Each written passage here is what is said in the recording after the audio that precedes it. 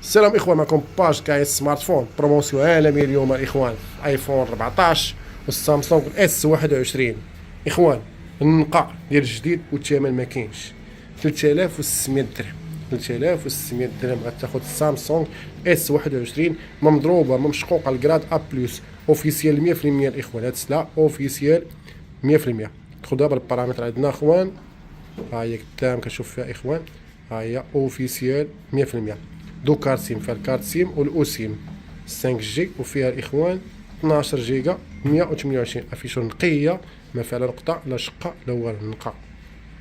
النقا الاخوان. الثمن ديالها 3600 درهم.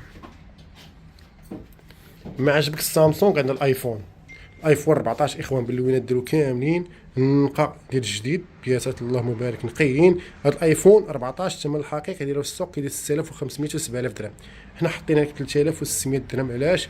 هذا فول باي باس، يعني تخدم بالتليفون عادي الى الفلاش بالبيسي ما تقربش ليه.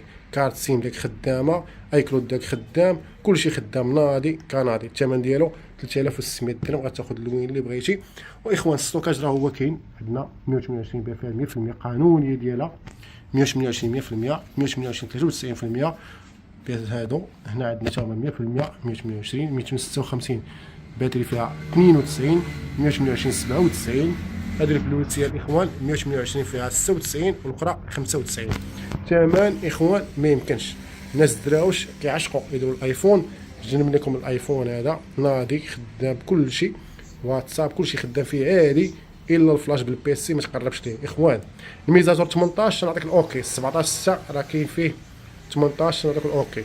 المهم الناس اللي يخدموا معنا بالفول باي باس راه ناضي خدمه، مكاينش مشاكل. ناضي اخويا خصو شي بياسه مرحبا عليه.